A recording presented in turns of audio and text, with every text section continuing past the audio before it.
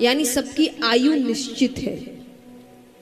कब समय आ जाए, कब बुलावा आ जाए, किसी को नहीं पता। पता है क्या किसी को? कहते हैं कि एक बच्चा जब जन्म लेता है तो वो बड़ा होगा कि नहीं, इसमें संदेह है। संदेह माने डाउट, कि पता नहीं, हो भी सकता है, नहीं भी हो सकता है, कुछ पता नहीं है, तो संदेह है। चलो बड़ा हो भी गया तो पढ़ाई करेगा कि नहीं करेगा, इसमें संदेह है। कहो जोर से, है। उसकी शादी होगी कि नहीं होगी, इसमें संदेह है। उसके बच्चे होंगे कि नहीं होंगे, इसमें संदेह है। वो मरेगा कि नहीं मरेगा, इसमें संदेह है। इसमें कोई संदेह नहीं है। अगर जन्म लिया है तो मरेगा, ये दुनिया का सबसे बड़ा सच है। व्यक्ति यही भूल जाता है, उसको लगता है कि अभी कुछ नहीं। वो इतनी लंबी लंबी प्लानिंग करके बैठा है, इतने में ये, इतने में वो, उतने में वो, कल का पता नहीं है उसको। कल छोड़िए, अगले पल का पता नहीं है क्या होगा। और हम पूरे जीवन भर की प्लानिंग करके रखते हैं। क्यों? क्योंकि हम भूल जाते हैं कि अंत समय कभी भी आ सकता है। एक व्यक्ति, एक बहुत ही अच्छी कहानी सुनाती हूँ आपको। एक सेठ जी थे, उनका बिल्कुल भगवान में मन ही नहीं लगता था। भगवान में मन नहीं लगता, किसी से रिश्ता अच्छे से नहीं रहता, सबसे झगड़ता रहता, खाली मेरा मेरा मेरा मेरा मेरा, दिन भर यही चलता उसके दिमाग में। तो उसके गांव में एक बार एक महात्मा जी आते हैं, गुरु आते हैं, संत आते हैं, ऋषि आते हैं। तो वो उनके पास जाता है, क्योंकि कई लोग इसकी शिकायत उससे कर चुके हैं कि तुम ऐसे हो, तुमसे। तो वो जाता है, तो उसने गुरु जी को बताया कि ऐसी ऐसी बात है, मेरा किसी से ज्यादा समय तक अच्छा व्यवहार चलता नहीं, सबसे झगड़े होते हैं, परिवार में भी झगड़ा है। अब गुरु जी को लगा इसने ये प्रश्न पता नहीं कितनों से किया होगा, और कुछ दिन तो उनकी बात मानता, और फिर वही अपना, वही घोड़ा, वही मैदान। तो उन्होंने सोचा कि इसको बातों से ज्यादा कुछ करके दिखाना पड़ेगा। कहते ना, कई बार बातों से समझाने से कई ज्यादा होता है करके दिखाना। तो गुरु महाराज कहते हैं कि एक काम करो, अपना हाथ दिखाओ, मुझे भविष्य भी देखना आता है, तो मैं देखता हूं कि तुम्हारे भविष्य में लिखा क्या है कि ये सब चल रहा है। उसने हाथ दिखाया। गुरु जी कहते हैं ये सब इधर उधर की बातें छोड़ो, 10 दिन में मृत्यु है।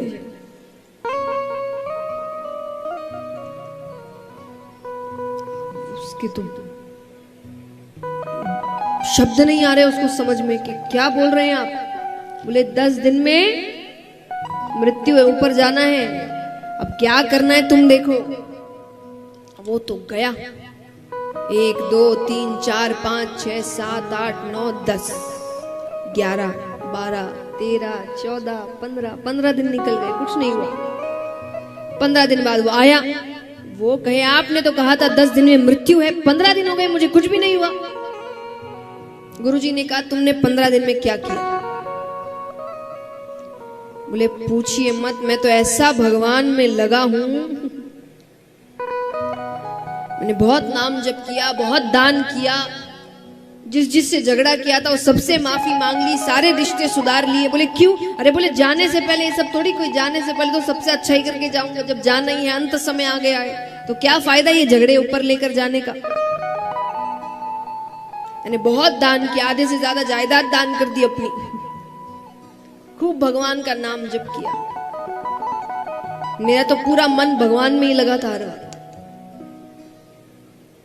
गुरु जी कहते हैं तुमने मुझसे पहले दिन आके यही पूछा था ना कि मेरे एकाग्रता का राज क्या है, अच्छे स्वभाव का राज क्या है, भगवान में मन लगने का राज क्या है। यही राज है। मैं अपनी मृत्यु को याद रखता हूं,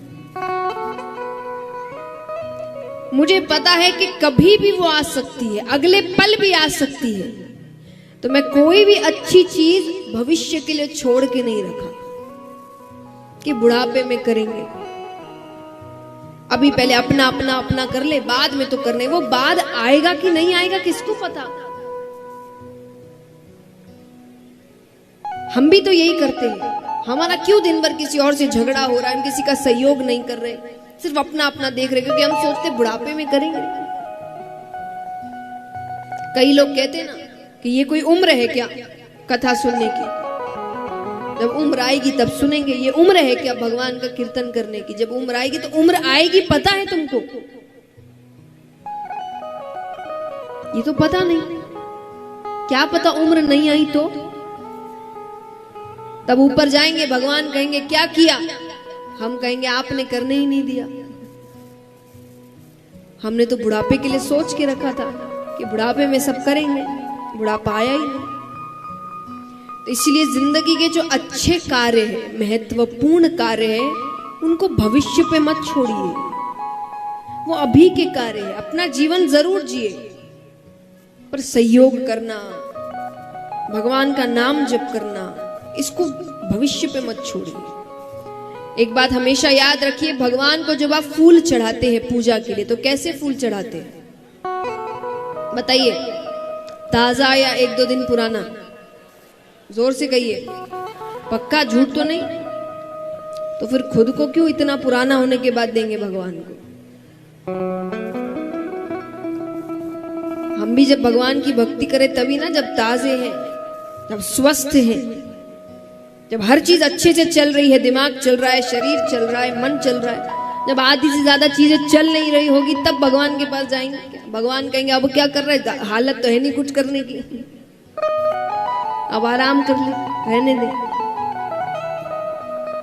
इसीलिए जब फूल भगवान को ताजे चढ़ाए जाते तो हम ताजे क्यों नहीं? हम इतने पुराने होने के बाद भगवान के पास क्यों जाते? तो भक्ति की उम्र बुढ़ापा नहीं होता, बचपन होता है, जब बिल्कुल ताजे हैं, मन साफ है। तो यहां पर सूत जी भी यही समझा रहे हैं, श्रीमद् भागवतम शास्त्रम, ये कथा जीव का कल्याण करती है। इसकी बातें, इसकी लीलाएं, इसका सार, इसकी सीख जीवन में वो हर चीज सिखाती है जिससे व्यक्ति जीवन की बड़ी से बड़ी लड़ाई लड़ सकता है, उसका कल्याण हो सकता है।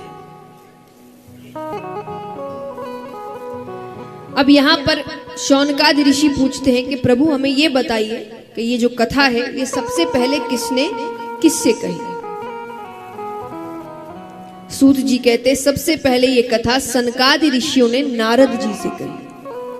सनकादि ऋषि कौन है? ब्रह्मा जी के 4 पुत्र हैं, सनक, सनंदन, सनत कुमार, सनातन। इनको एक साथ कहते सनकादि ऋषि।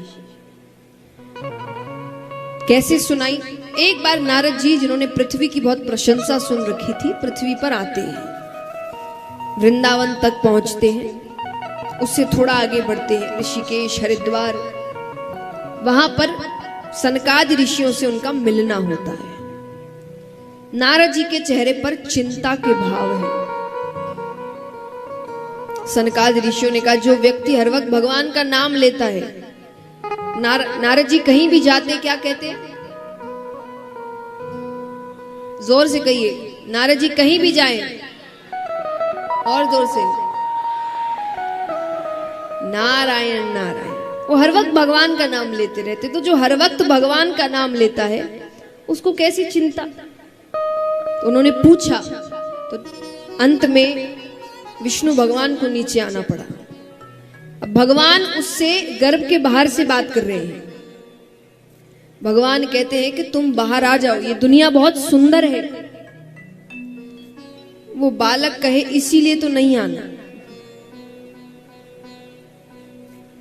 ये दुनिया इतनी सुंदर है कि यहां आकर जीव आपको भूल जाता है, आपको मानने से इनकार कर देता है। पर भगवान कहते हैं कि ऐसे तो उनको तकलीफ हो रही है जिसके गर्भ में तुम हो।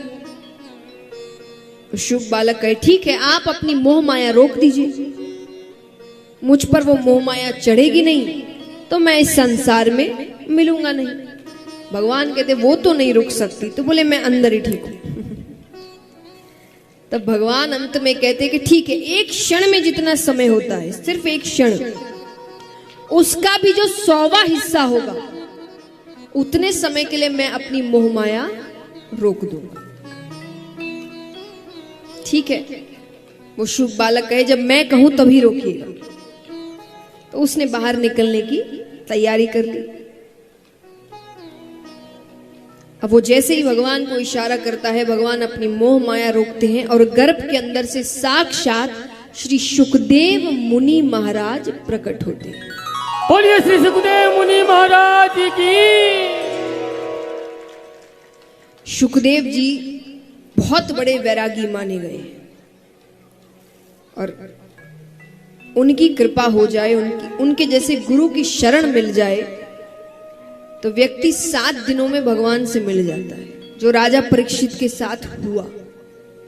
कल से ये कथा आरंभ होगी। आज हम 2-3 जगह से कथाएं सुनेंगे, थोड़ी महादेव जी की तरफ से, थोड़ी अब नैमिषारण्य वन में चलेंगे, वहां सूत जी की तरफ से। कल से हम सुखदेव जी के मुख से कथा सुनेंगे। तो इनके जैसे गुरु मिल जाए तो भगवान से मिलना आसान हो जाता है। आइए उनके जन्म पर हम सभी प्रार्थना करते हैं, जिन्होंने गुरु बनाए हैं वो अपने गुरु का ध्यान करें, जिन्होंने नहीं बनाए वो भगवान का ध्यान करें कि उनको जब गुरु मिले तो सुखदेव जी जैसे गुरु मिले। गुरुर ब्रह्मा गुरुर विष्णु गुरुर्देवो महेश्वरा गुरुर साक्षात् परम ब्रह्मा तस्मै श्री गुरवे नमः।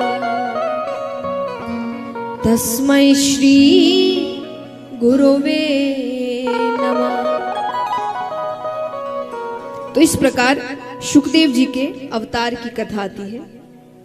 अब चलते हैं नैमिषारण्य वन में, जहां 88,000 ऋषिगण बैठे हैं और उनको कथा सुना रहे हैं सूत जी।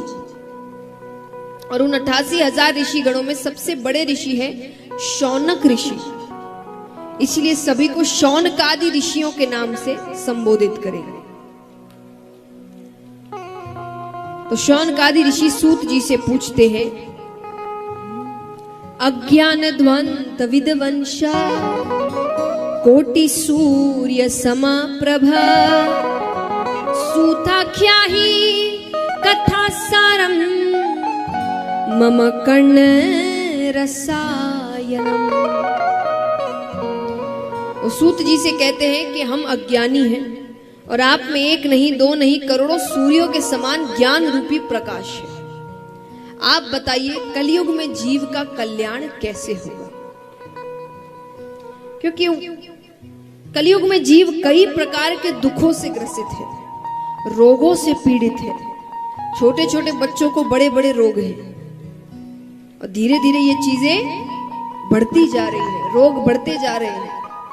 हम देख ही रहे हैं, ये जो महामारी आई है 2-3 साल हो गए, कुछ ना कुछ लगा ही रहता है हर कुछ महीने में। थोड़ा ठीक होता नहीं है कि फिर कोई आ जाता है, थोड़ा ठीक होता नहीं कि फिर।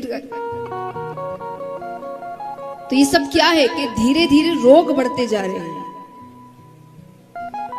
व्यक्ति और रोगी होता जा रहा है। तो भगवान को कब याद करे? जब उसे अपने ही दुखों से, अपने रोगों से ही फुर्सत नहीं मिलेगी, वो खुद ही इतना दुखी दिन भर रहेगा। तो वो पूछ रहे कि ऐसे में उसका कल्याण कैसे होगा? तो सूत जी कहते हैं, काल व्याल मुख ग्रास त्रास निर्नाश हेतवे श्रीमद् भागवतम शास्त्रम कलोकिरेण भाषितम। काल व्याल मुख ग्रास। काल एक सर्प की तरह है। किसकी तरह? सांप की तरह।